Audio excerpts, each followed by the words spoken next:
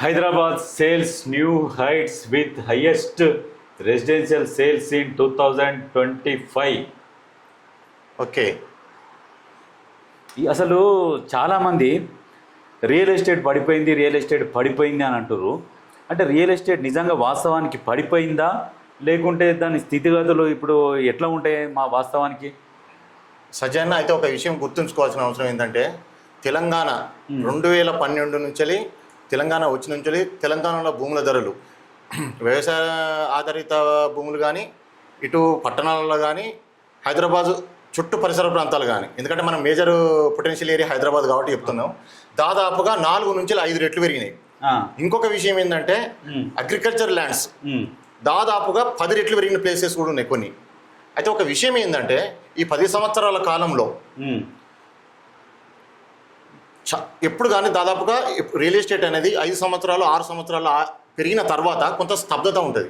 అయితే తెలంగాణ మనం కొత్తగా ఏర్పడ్డది కాబట్టి ఈ 10 సంవత్సరాలు బీఆర్ఎస్ గవర్నమెంట్ దాదాపుగా అవసరానికి మించి కూడా పెరిగినాయి. ఎందుకు పెరిగినాయి అంటే కొత్త రాష్ట్రం వచ్చింది ఎప్పుడు?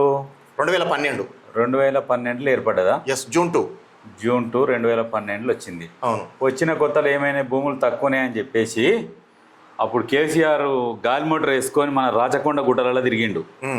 రాచకొండల గుట్టలలో తిరిగినప్పుడు అక్కడ ఎకరం 20,000 ఉండే. ఫస్ట్ 20,000 ఎకరం ఉండే. ఈయన హెలికాప్టర్ వేసుకొని పోయి ఇట్లా చక్కర్లు కొట్టేసి వచ్చి ఇట్లా ఫిలిం సిటీ పెడతా అనగానే అక్కడ ఒక్కటేసారి ఇంకా 14 లక్షలు 15 లక్షలు అట్లా 40-50 లక్షలకు పోయింది. ఇక అక్కడ ఫిలిం సిటీ పడుతుంది, ఇక 40-50 లక్షలకు దాకా పోయింది. ఫిలిం సిటీ పడుతుంది అని చెప్పేసి అందరు కొన్నారు. దీంట్లో ఎవరు నష్టపోయారు? అప్పుడు ఈ మధ్యలో బ్రోకర్లు ఉంటారు కదా, అప్పులు తెచ్చుకొని ఇంకొక 2-3 లక్షలకు ఎక్కువ కమ్మొచ్చు అని చెప్పేసి అట్లా నష్టపోయారు. ఇప్పుడు అట్లాంటిది ఏమో అవి చూపెట్టారు. ఇప్పుడు అప్పుడు రియల్ ఎస్టేట్ నష్టాన్ని జరిగింది చూపెట్టారు. ఇప్పుడు 10 సంవత్సరాలు ఇప్పుడు రియల్ ఎస్టేట్ నడిచినప్పుడు ఇప్పుడు ఎట్లయినా ఒక 2-3 సంవత్సరాలు ఎట్లయినా ఒక 2 సంవత్సరం నుంచి 2 సంవత్సరాలు కొంత స్తబ్దత ఉంటుంది, ఆగిపోతుంది. ఇప్పుడు మన తెలంగాణలోనే కాదు, దేశం మొత్తం కూడా రియల్ ఎస్టేట్ ఇట్లనే ఉన్నది పరిస్థితి. మీరు ఏ రాష్ట్రంలో ఎవరినైనా కనుక్కోండి, ఈ ఒక్క తెలంగాణ రాష్ట్రంలోనే రియల్ ఎస్టేట్ పడిపోయింది అన్నది కాదు. దేశం మొత్తం మీద పైసలు ఎవరి దగ్గర లేవు. ఇప్పుడు రియల్ ఎస్టేట్ కూడా మొత్తం దేశం మొత్తం డౌన్లోనే ఉన్నది. ఎక్కడేం రియల్ ఎస్టేట్ హైప్ లేదు. ఎక్కడైనా 10 సంవత్సరాలు నడిచినాక సంవత్సరం 2 ఏళ్ళు అయితే ఆగుతుంది కంపల్సరీ. అది ఇప్పుడు ఈ మార్చ్ ఉంది కదా ఫైనాన్షియల్ ఇయర్, ఇది అయిపోతుంది కదా, అయిపోయినాక మళ్ళీ లేస్తుంది. మళ్ళీ జూన్ జూలై నుంచి తిరిగి పుంజుకునే అవకాశాలు ఉన్నాయి. ఇంకొకటి ఏంటంటే ఎప్పుడైతే రియల్ ఎస్టేట్ పడిపోయిందనరా నిజంగా కొనుక్కునే వారికి మంచి ఇన్వెస్టర్కి ఒక మంచి అవకాశంగా చెప్పొచ్చు. ఇంకొక విషయం ఏంటంటే ఎప్పుడైతే బంగారం ధరలు విపరీతంగా పెరుగుతాయో అప్పుడు రియల్ ఎస్టేట్ మార్కెట్ కొంచెం డౌన్లో ఉన్నదని అర్థం చేసుకోవచ్చు. కానీ హైదరాబాద్ మెట్రోపాలిటన్ సిటీ దాదాపుగా ఈ మెట్రోపాలిటన్ సిటీ ఓఆర్ఆర్ ఇన్సైడ్ 1,25,00,000 జనాభా ఉంటుంది. అవును. ఇప్పుడు త్రిబుల్ ఆర్ కూడా రాబోతుంది. వస్తుంది. ఎప్పుడు కానీ డిమాండ్ ఖచ్చితంగా ఉంటుంది. డిమాండ్ జోన్లోనే ఉంటాం ఎనీ టైం మనం. కానీ కొంచెం ఎక్కువ తక్కువ. ఇంకొకటి ఏంటంటే ఇప్పుడు ఉన్న పరిస్థితుల్లో ఏంటంటే కొన్ని ఫ్లాట్స్ మాత్రము చాలా పెద్ద బిల్డర్స్, వీళ్ళు పెద్ద కంపెనీస్ ఉన్నాయి. వాసవి కానీ, రాజ్ పుష్ప కానీ, మైహోమ్స్ కానీ, అంటే దాదాపు ఇటువంటి ఒక 30 నుంచి 40 పెద్ద కంపెనీలు ఉంటాయి. టాప్ 10లో వీళ్ళు ఉండొచ్చు. కానీ ఇంకొక 20 నుంచి 30 కంపెనీలు ఉన్నాయి. కేటీఆర్ బినామీలు అంతా. అయితే వాట్ ఎవర్. ఇంకొక విషయం ఏంటంటే ఈ కంపెనీల్లో కూడా కన్స్ట్రక్షన్ చేసిన ఫ్లాట్స్ కూడా చాలా ఉన్నాయి. కొత్త ఏంటంటే ఇప్పుడు ఏంటంటే తక్కువ కూడా ఇప్పుడు సేల్ అవుతున్నాయి కాబట్టి ఒక 3 నుంచి 4 నెలల కాలంలో తిరిగి రియల్ ఎస్టేట్ పుంజుకునే అవకాశాలు ఉన్నాయి. ఖచ్చితంగా కూడా మనం ఒక మంచి ఇప్పుడు మనకి ఇక్కడ చూసినావా కోకాపేట, నార్సింగ్, ఇంకా అక్కడ వేరే ఏరియా ఉన్నది ఇంకోటి ఫైనాన్షియల్ డిస్ట్రిక్ట్ నార్సింగ్ కాకుండా ఇంకొకటి ఏదో ఉన్నది శంకర్పల్లి వరకు ఉంటుంది. శంకర్పల్లి కాకుండా ఇంకొకటి ఈ నార్సింగ్ పక్కకు ఇంకొక 2-3 ఏరియాలు ఉన్నాయి. ఆ ఏరియాలో కోకాపేట, నార్సింగ్ కాకుండా ఆ ఏరియాలో ఉంటుంది. నార్సింగ్ దగ్గరికి పోతే ఒకప్పుడు నార్సింగ్ దగ్గరికి పోతే అక్కడ ఏం లేకుండా అప్పుడు మామూలుగా చెట్లు అవి ఉండే. ఇప్పుడు పోతే ఇప్పుడు మనం ప్రజెంట్ ఇప్పుడు హైదరాబాదు ఇప్పుడు ఓల్డ్ సిటీ పాతది ఉంటుంది కదా, ఇప్పుడు ఎగ్జాంపుల్ ఇక్కడ కోటి, దిల్సుఖ్ నగర్, ఎల్బీ నగర్, అమీర్పేట ఇవన్నీ వేసుకుంటే ఇవన్నీ 20 ఏళ్ళ నుంచి ఎట్లా ఉన్నాయో అట్లనే ఉన్నాయి. ఇది 5-10 ఏళ్ళ కింద చూసి వచ్చినాక ఇప్పుడు పోయి చూస్తే మొత్తం అగ్గిపెట్టేలాగా బిల్డింగ్లే ఉన్నాయి. అక్కడ ఏమంటారు అంటే జనాలు కూడా కొంతమందిని పలకరిస్తే అది మ్యాచ్ బాక్స్ బిల్డింగ్స్, అవి వాటర్ ఫెసిలిటీ లేదని అంటారు. అక్కడ వాటర్ లేవు, ఎండాకాలము కావాలనే కొంత లేట్ చేస్తున్నారు. వాటర్ ఫెసిలిటీస్ అవన్నీ వచ్చినాక ట్యాంకర్లతోనో దేనితోనో పోపించినాక జర జనాలకు కానీ చూపించాలన్న ఆలోచనలో ఉన్నారట. కానీ కొంత ఇంకొక విషయం ఏంటంటే గత ప్రభుత్వంలో ఇంత పెద్ద బిల్డింగ్లకు అంటే ఒక్క బిల్డింగ్లో ఎన్ని ఫ్లాట్లు ఉంటాయి ఇలా? వేల ఫ్లాట్స్ ఉంటాయి. మరి వీళ్ళందరికీ వాటర్ ఎక్కడి నుంచి వస్తుంది? వస్తుంది అంటే వీటికి కనెక్షన్స్ యాక్చువల్గా కూడా ప్లానింగ్ లోనే వీళ్ళ బిల్డింగ్ ప్లానింగ్ లోనే ఉంటుంది. ప్లానింగ్ లో ఉంటుంది. ఎక్కడి నుంచి వస్తుంది ఇంత వాటర్? ఎక్కడి నుంచి వస్తుంది? ఉన్న ఆ చుట్టూ బిల్డింగ్లో 1000 ఫ్లాట్లు ఉంటే 1000 ఫ్లాట్లకు సరిపోను వాటర్ ఎక్కడి నుంచి వస్తుంది? ఇప్పుడు ఏదో ఉదాహరణకు ఇప్పుడు మనం ఉన్న ఈ కాలనీలో ఈ ఇల్లు ఉన్నది, దీనికే ఇప్పుడు బోర్ వాటర్ వేయకుంటే మున్సిపల్ వాటర్తో నీళ్ళు సరిపోతలేవు. అయితే వీళ్ళకి ఎక్కడి నుంచి వస్తుంది వాటర్? హైరేజ్ బిల్డింగ్ కు టౌన్ ప్లానింగ్ లో ఏంటంటే టౌన్ ప్లానింగ్ డిపార్ట్మెంట్ అక్కడ ఎన్ని స్క్వేర్ ఫీట్లలో ఎంత పాపులేషన్ ఉంటుంది, దానికి ఎంత సెవరేజ్ ఎంత ఉంటుంది, వాటర్కి ఎంత కావాలి, పవర్ ఎంత ఉంటుంది, అన్ని క్యాలిక్యులేషన్తోనే వీటికి పర్మిషన్స్ ఇస్తారు. ఒక విషయం ఏంటంటే కరెక్టే, మరి వీళ్ళకు వాటర్ ఎక్కడి నుంచి వస్తుంది అని అడుగుతున్నాను నేను. అవును, మన ఇప్పుడు ఇటు వచ్చే సింగూరు కానీ, ఇటు వస్తే కృష్ణా వాటర్ కానీ, అటు పోతే గోదావరి కానీ, ఇటు వస్తే మన తాగడానికి ఇస్తారు. తాగడానికి మరి మిగతా వాటికి అంటున్నా, ఇప్పుడు వాష్రూమ్లకు కానీ వాటికి తాగడానికైనా వాటికైనా అన్నిటికీ తాగే వాటర్ గండిపేట వాటరే. హైరేజ్ బిల్డింగ్లలో ఒకటి ఏంటంటే మాత్రం బోర్ వాటర్ అనేది చాలా తక్కువ హైరేజ్ బిల్డింగ్. మరి ఇప్పుడు మనకి ఇక్కడ వాటర్ వదలమంటే మున్సిపల్ వాళ్ళు ఒక గంట సేపు వదిలితే ఒక 3 ఫ్యామిలీలకు సరిపోతలే వాటర్. మరి అట్లాంటిది వీళ్ళకి అంతగానే అయితే వీళ్ళకి ఏంటంటే వీళ్ళ దగ్గర నుంచి వసూలు చేసే ట్యాక్స్ కానీ, వీళ్ళ మీటర్స్ వాటర్ నుంచి వీళ్ళు పర్మిషన్ తీసుకున్నది కానీ, వీళ్ళకి ఎంత అవసరమో ఖచ్చితంగా ఇది ఓన్లీ గవర్నమెంట్ మీద డిపెండ్ అయింది ఆ వాటర్ కూడా, కాబట్టి ఖచ్చితంగా వాళ్ళు ఆ విధంగానే పర్మిషన్ తీసుకుంటారు. మనకి ఇక మరి తాగడానికి నీళ్ళు దొరుకుతలేవు, మరి వాళ్ళకి అంతగానం నీళ్ళు బట్టలు వింతందుకు అన్నిటికీ ఆ నీళ్ళు ఇచ్చే బదులు మరి బోర్ వాటర్ సప్లై చేయొచ్చుగా మిగతా టైంలో వాళ్ళకు. ఇక్కడ అందరికి సరిపోని మంచి నీళ్ళు ఇచ్చి బోర్ వాటర్ ప్రభుత్వం సప్లై చేయదు కదా. సప్లై చేయనప్పుడు వాళ్ళకి బోర్ ఫెసిలిటీస్ ఉన్నప్పుడే ప్రభుత్వం కూడా పర్మిషన్లు ఇవ్వాలి. పర్మిషన్లు ఇవ్వకుండా మున్సిపల్ వాటర్ వీళ్ళకు తాగుతందుకు బట్టలు వింటుకోవడానికి ఇస్తే ఇక్కడ తాగడానికి కూడా నీళ్ళు సరిపోతలేవు. అట్లాంటి వీటికి పర్మిషనే ఇవ్వద్దు కదా. ఆ రేంజ్లో పర్మిషన్లు ఇస్తారు.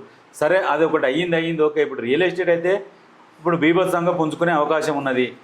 రెండు ఏం ఆలోచిస్తారంటే జనాలు, ఇంత పెద్ద దాంట్లో ఈ కమ్యూనిటీలో ఉంటే మన పిల్లలు కూడా మంచిగా చదువుకుంటారు, కొంచెం వాళ్ళకు భవిష్యత్తు కూడా బాగుంటుంది, మంచి దారిలో పోతారన్న ఆలోచనతోని చాలా మంది గ్రేటెడ్ కమ్యూనిటీలకు వెళ్ళిపోదామన్న ఆలోచనతో ఉన్నట్టున్నారు. గ్రేటెడ్ కమ్యూనిటీ పోతే ఇంకోటి ఏంటంటే ఫైనాన్షియల్ డిస్ట్రిక్ట్ ఉంటుంది, అక్కడ సాఫ్ట్వేర్ కంపెనీస్ ఉంటాయి. ఇటు మాదాపూర్ కానీ, అటు గచ్చిబౌలి కానీ, ఇటు ఫైనాన్షియల్ డిస్ట్రిక్ట్ కానీ, ఇక్కడ వస్తే మన శంషాబాద్ వరకు కూడా అది కొంచెం రెసిడెన్షియల్ జోన్లో కూడా అంటే ఏంటంటే కొంచెం హైఫై ఉంటుంది. మెయింటెనెన్స్ ఎట్లుంటుంది ఇక్కడ? ఫెసిలిటీస్ కూడా బ్రహ్మాండంగా ఉంటాయి. మెయింటెనెన్స్ చాలా ఉంటుంది. రెంట్ ఎంత ఉంటుంది? ఒక డబల్ బెడ్రూమ్ ప్లాట్ అక్కడ ఆ ఏరియాలో ఉండాలంటే మాత్రం ఒక 50,000 రూపాయలు కావాలి. బాబా. ఫైనాన్షియల్ డిస్ట్రిక్ట్ మాత్రం 40 నుంచి మంచి ఫ్లాట్, దాదాపు ఒక 1250 స్క్వేర్ ఫీట్ ఉన్న ఒక డబుల్ బెడ్రూమ్ ఫ్లాట్ కావాలంటే 40 నుంచి 50,000 కావాలి. నేను అందుకని ఆ రోజు చూసి వచ్చినాక అక్కడ నుంచి మళ్ళీ ఇక్కడికి వచ్చేసరికి ఏదో దేశంలో పోయి ఇంకో దేశంలోకి వచ్చినట్టు ఉన్నది. అవును. కాకపోతే రియల్ ఎస్టేట్ అనేది ఖచ్చితంగా పుంజుకుంటున్నది. ఇక ఇప్పుడు రియల్ ఎస్టేట్ లేకుంటే ఆకాశానికి తలిగే బిల్డింగ్లు ఎందుకు కడతారు వీళ్ళు? ఇది ట్రిపుల్ ఆర్ అంటే ఏంటి? ఇది ఇప్పుడు మన రీజనల్ రింగ్ రోడ్, ఇది ఔటర్ రింగ్ రోడ్. ఇది ఇది ఔటర్ రింగ్ రోడ్. తర్వాత ఏం చేసిరంటే ఈ నుంచి వీడికి ఎన్ని కిలోమీటర్లు ఉంటుంది? దాదాపుగా 20 కిలోమీటర్స్ ఎక్కువ ఉంటుంది. ఇప్పుడు ఎల్బీనగర్ రింగ్ రోడ్ నుంచి గుండ్రాంపల్లి వరకు ఎంత ఉంటుంది? దగ్గర ఒక 40 కిలోమీటర్లు ఉంటుంది. అంటే ఒక 30-35 కిలోమీటర్ 40 కిలోమీటర్లు ఉంటుంది. ఇప్పుడు అస్సలు రియల్ ఎస్టేట్ ఎక్కడ ఉంటుంది అంటే ఈ చుట్టూ ఉన్నది కదా, నవాబ్పేట, చేవెళ్ళ, ఈ షాద్నగరు, ఆమనగల్లు, మర్రిగూడ, శివన్నగూడ, నారాయణపురం సంస్థాన్, నారాయణపురం, చౌటుప్పల్, భువనగిరి, జగదేపూర్, గజ్వేల్ ఏంది మన కాకది, తూప్రాన్, నర్సాపూర్, ఈ ఏరియాలల్లో ఇన్వెస్ట్మెంట్ పెట్టాలి. మీరు పెడితే ఖచ్చితంగా ఒక 3 నెలల్లో ఖచ్చితంగా డెవలప్ అవుతుంది. ఇప్పుడు ఇక్కడ ఏరియాలలో ఏంటంటే పర్మిషన్ లేదు, ఏ కంపెనీలకు కానీ ఈ నుంచి ఇంతవరకు పర్మిషన్లు లేవు. ఇప్పటికే మన వాతావరణం అంతా పొల్యూట్ అయిపోయింది కాబట్టి ఇదంతా పర్మిషన్ ఇస్తలేదు. ఈ దాటే పర్మిషన్ ఇక నీకు ఏ కంపెనీలకైనా వేటికైనా నెక్స్ట్ ఇచ్చే వాటికి ఇండస్ట్రియల్స్ ఇచ్చే వాటికి ఇండస్ట్రియల్ జోన్లు ఇప్పుడు సపరేట్ ఉన్నాయి. ఇక్కడైతే ఉన్నాయో మాత్రం పాత వాటికి ఇచ్చినవి మాత్రం సపరేట్ ఉన్నాయి. కానీ తర్వాత భవిష్యత్తులో ఇచ్చేది మాత్రం ఈ రెసిడెన్షియల్ జోన్లో ఇండస్ట్రియల్ జోన్లు ఇచ్చే అవకాశాలు ఏదున్నా మళ్ళీ తర్వాతనే. కాబట్టి ఇప్పుడు అందుకనే ఇప్పుడు ఈ భూములకు రెక్కలు వస్తున్నాయి. ఇప్పుడు దాదాపు కూడా ఇప్పుడు ఏం చేస్తున్నారంటే జనాలు ఈ చుట్టుపట్టు ఉన్న భూములు అమ్ముతలేరు. తెలివికల్లో జనాలు ఏంటంటే ఇప్పుడు ఎట్లయినా పెరుగుతాయి రేట్లు, ఇవాళ కాకుండా రేపైనా పెరుగుతాయి అన్న ఆలోచనతో భూములు అమ్ముతలేరు. ఒకవేళ ఎవరన్నా అమ్మితే ఉంటే ఖచ్చితంగా కొనుక్కోండి. ఎందుకంటే 100% మీకు ఒక 3-4 నెలల్లో మీకు రిజల్ట్ తెలుస్తుంది. అంటే ఎంత పెరుగుతున్నాయి ఏందనేది మీకు ఒక 3-4 మంత్స్లో తెలుస్తుంది ఖచ్చితంగా 100%. ఇప్పుడు ఇది ఉత్తర భాగం, ఇది దక్షిణ భాగం. ఉత్తర భాగం ఎటు వస్తుంది? నర్సాపూర్, తూప్రాన్, గజ్వేల్ సైడు, అది ఉత్తరం. ఇదేం దక్షిణ, ఆమనగల్లు మరి కూడా దక్షిణ, షాద్నగర్. ఇది ఇటు భువనగిరి, ఇటు ఇది Warangal highway, national highway. Warangal national highway. Warangal national కాదు, ఇప్పుడు ఇది మన విజయవాడ హైవే వస్తుంది. ఇటు అది వరంగల్ వస్తుంది, ఇది విజయవాడ వస్తుంది. ఇది చౌటుప్పల్ అంటేనే విజయవాడ వస్తుంది, భువనగిరి అంటేనే వరంగల్ హైవే. ఇదో విజయవాడ హైవే.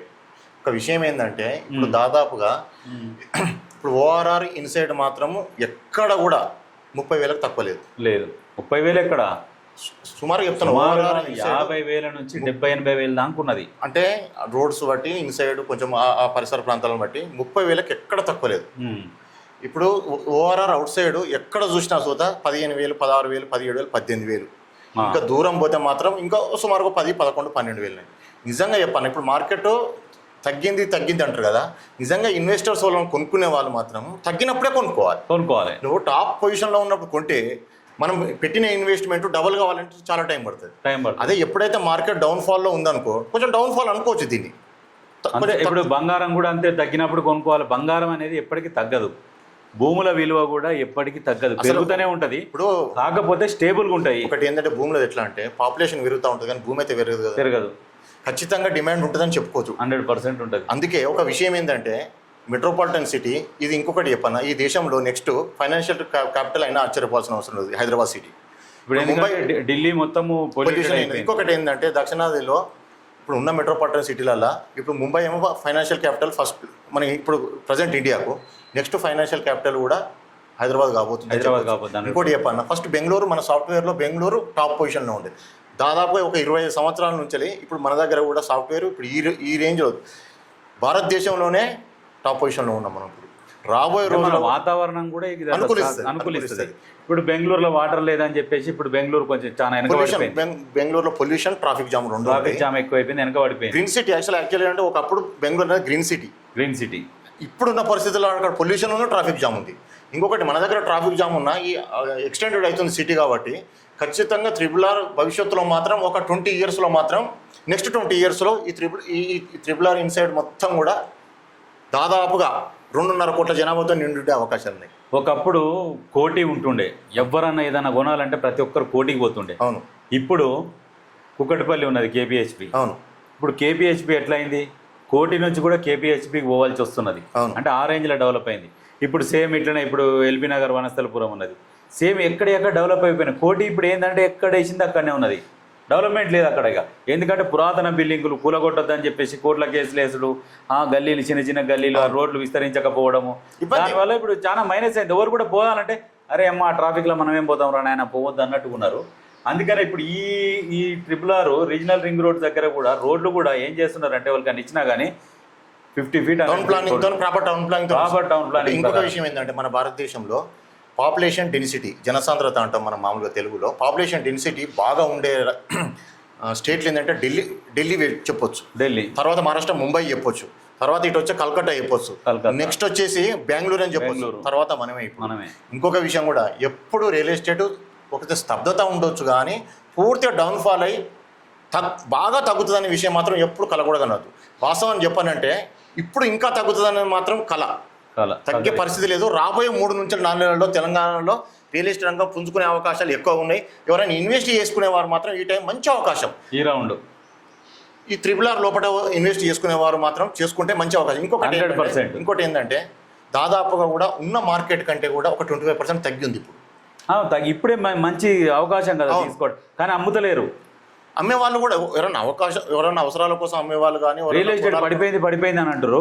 కొందామని పోతేనేమో రేట్లు తగ్గినట్టు లేవు. అవును, బాగా పెరుగుతున్నామో మనం కొనే స్థాయిలో లేమంటాం, తగ్గుతూనేమో పడిపోయింది అంటాం. మనం కొందామని పోతేనేమో రేట్లు ఇట్లా చెప్తారు, మళ్ళీ అమ్ముతందుకు పోతేనేమో అగ్గోక అడుగుతున్నారు. ఇప్పుడు అట్లా అంటే రియల్ ఎస్టేట్ ఏం పడిపోలే, చూస్తున్నారు జనాలు. కొద్ది రోజులు స్టేబుల్ ఉంటుంది. ఇప్పుడు మీరు ఇన్వెస్ట్ చేయదలుచుకుంటే ఇక్కడ ఇన్వెస్ట్ చేసుకుంటే మంచి భవిష్యత్తు ఉంటుంది 100%.